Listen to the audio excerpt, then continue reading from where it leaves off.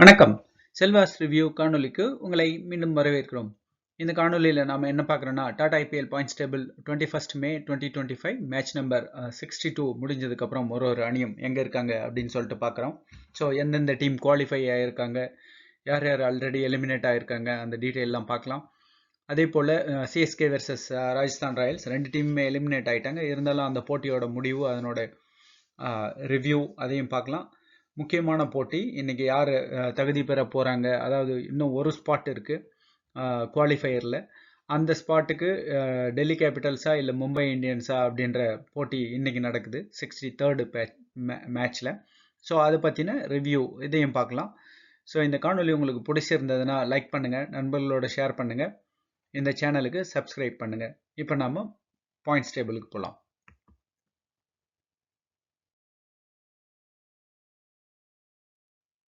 இதில் வந்து பார்த்தீங்கன்னா முதல் இடத்துல குஜராத் டைட்டன்ஸ் இருக்காங்க. 12 போட்டிகள் விளையாடி 9 வெற்றி 3 தோல்விகள் 18 புள்ளிகள் பெற்றிருக்காங்க. இரண்டாவது இடத்துல ராயல் சேலஞ்சர்ஸ் பெங்களூர் 12 போட்டிகள் 8 வெற்றி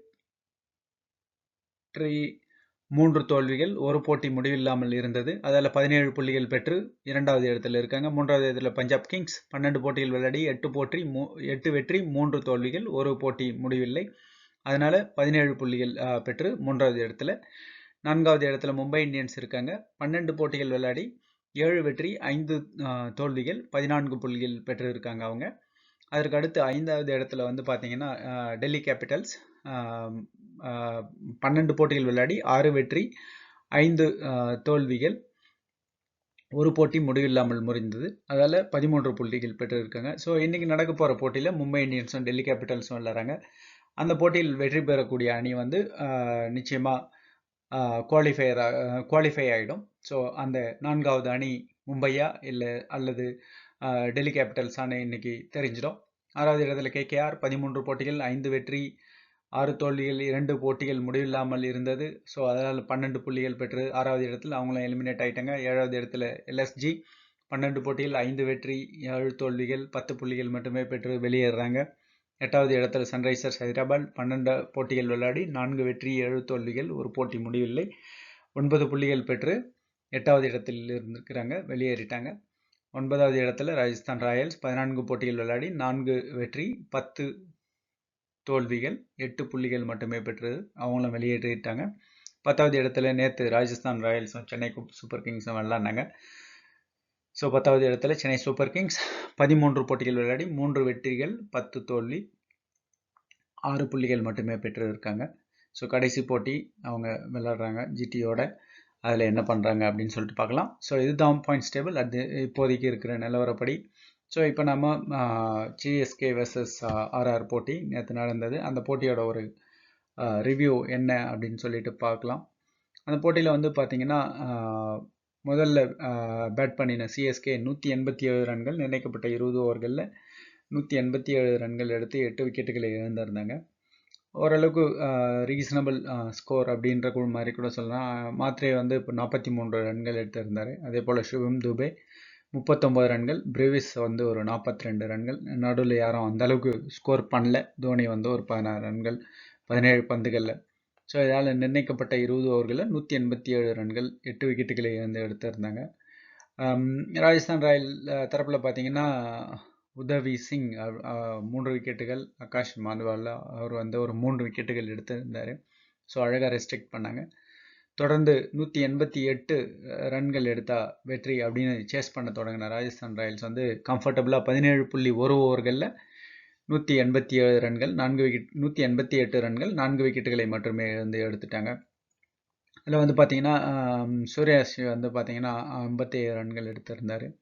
அதே போல் சஞ்சு சாம்சன் 41 ரன்கள், த்ரூ ஜுரேல் 12 பாலில் 31 ரன், எதுக்கு அடிச்சாருன்னெலாம் தெரியாது. ஹெட்மயர் அவர் வழக்கம் போல் ஹிட்டு 5 பந்துகளில் 12 ரன்கள், ஒரு 6 ஒரு பவுண்டரி.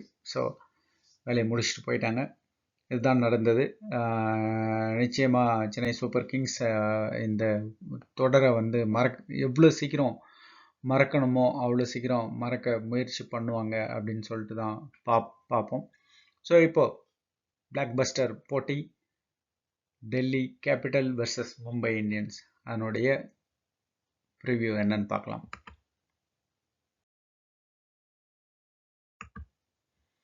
ஸோ போட்டி எண் 63 Mumbai Indians versus Delhi Capitals.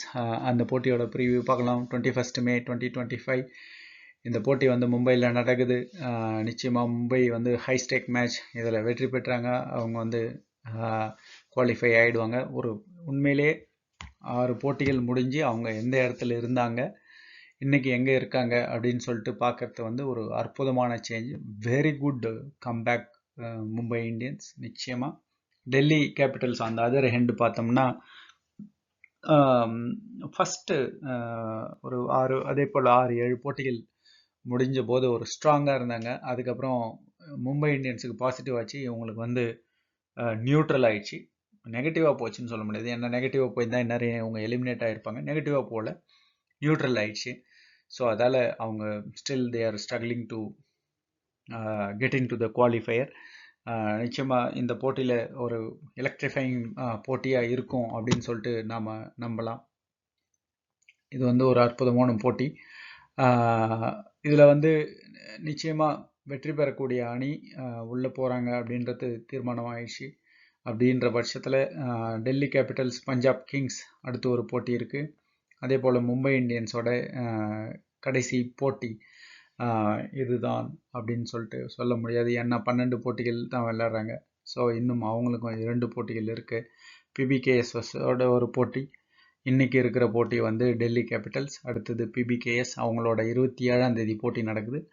அதில் வெற்றி பெறலாம். பட் இருந்தாலும் இந்த போட்டியில் வந்து வெற்றி பெற்றாங்கன்னா அவங்களுக்கு வந்து கூடுதல்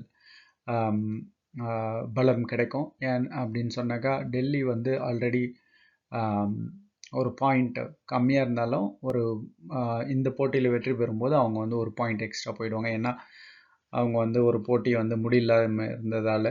ஸோ நிச்சயமாக டெல்லி வந்து இந்த போட்டியை வெற்றி பெறுவான். அதே நேரத்தில் மும்பை இந்தியன்ஸ் இன்றைக்கே வெற்றி பெற்று அந்த குவாலிஃபயர் அப்படின்ற இடத்தை அடையிறதுக்காக கண்டிப்பாக கடுமையான போட்டி நிலவும் அப்படின்னு சொல்லிட்டு பார்க்கலாம். ஆனால் இதில் என்னென்னா, பிபிகேஎஸ்கோட தான் 25ஆம் தேதி போட்டி இருக்குது டெல்லி கேபிட்டல்ஸுக்கு. மும்பை இந்தியன்ஸுக்கு வந்து 27ஆம் தேதி. So PBKS plays crucial role in this. நிச்சயமாக, ஏன்னா பிபிகேஎஸும் பார்த்தீங்கன்னா அவங்க இந்த போட்டிகளில் ஒரு போட்டியில் வெற்றி பெறும் பட்சத்தில் அவங்க வந்து பார்த்தீங்கன்னா டாப் 2க்குள்ளார போகிறதுக்கு உண்டான வாய்ப்புகள் இருக்குது. அதில் ஒரு அற்புதமான, பட் இருந்தாலும் மும்பை இந்தியன்ஸுக்கும் டெல்லி கேபிட்டல்ஸுக்கும் முக்கியமான போட்டி இன்றைக்கி நடக்குது. ஒரு எலக்ட்ரிஃபைங் சூப்பர் வெனஸ்டே. நம்ம அதனோட முடிவை நாளைக்கு பார்க்கலாம். காணொலி கண்டதற்கு நன்றி. வணக்கம்.